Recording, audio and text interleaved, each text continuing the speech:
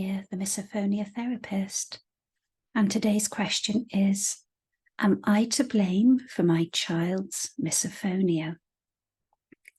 And it's extremely common for parents to blame themselves for pretty much all of their children's issues, problems, unhappiness. I think it just goes hand in hand with being a parent.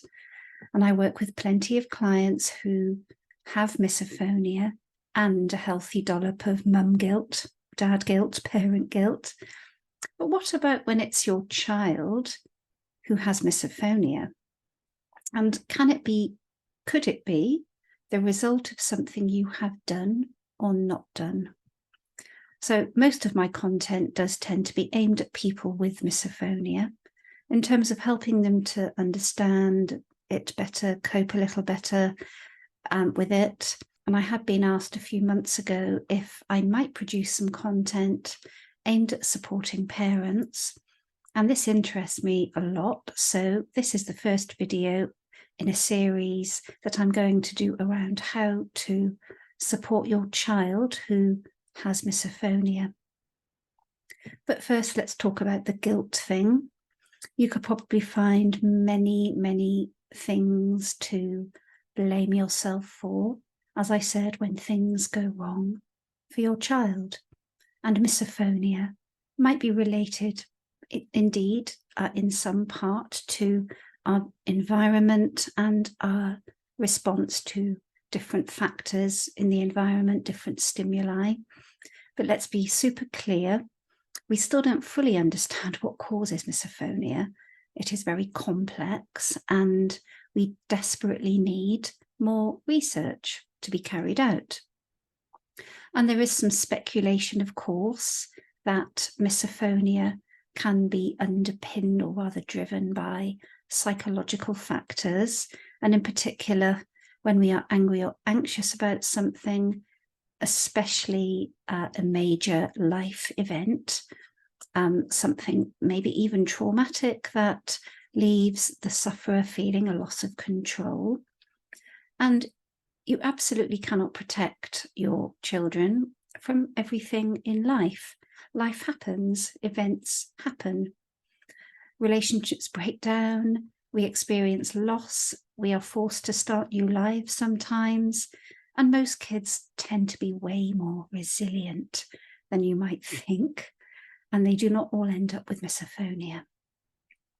But some do, of course. Some kids do have it, and I guess, does being just a good parent or even a strict parent when there's no abuse, no trauma, no major negative life events, if you are a good parent who perhaps is a little more strict than maybe other parents, when you lay down the house rules and your child reacts in a very negative way, could that be a cause of misophonia? So maybe there is a little speculation into how this happens, but when your child is told that they cannot do something or they are denied agency, what would you prefer to have instead? I guess if they have developed misophonia, and for whatever reason, it is something to do with not having any agency or freedom over their actions, would you rather that they were just running loose everywhere, doing exactly what they want? I'm sure most sensible people would say absolutely not. So it's really hard to say. I think it is probably highly unlikely that somebody would develop misophonia simply because their parents put stricter boundaries in place. And if that were the case, then I think a good deal more people would have misophonia. So telling your child what they can and cannot do, trying to teach them the difference between right and wrong, and teaching them that they need to get used to the word no. It's a normal, healthy part of being a parent, and It's also very normal for the child to test boundaries, as I'm sure many of you who are parents are aware. And this isn't supposed to be a parenting do's and don'ts. It's simply to reassure anybody out there that protecting your child by teaching them about boundaries, preparing them for real life, because not everybody says yes, is very unlikely to be the root of their misophonia. Because, as I said, most children probably would have it if that were true. So how can you let go of the guilt to free you up to truly support your child? And here are 3 quick tips. So number 1, practice self-compassion.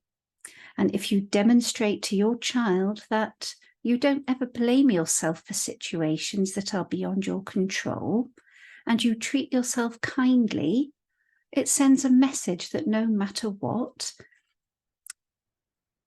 we are doing our best and we don't need to be perfect. An anti-perfectionist message is, I personally think, incredibly empowering. And number 2, listen to your child without judgment. Really, truly listen.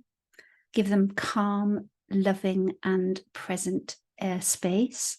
You don't have to cave into their demands or their tantrums. A listening ear and demonstrating understanding can be very powerful tools. And number 3, encourage them to do the things they love. Maybe that include you, the things that you all love together as a family, and maybe let them pick something. Maybe it's a day out or a creative activity or just having a laugh. I think that shared interests and humour can really flood the brain with helpful neurotransmitters that override the ones that are more associated with fight or flight.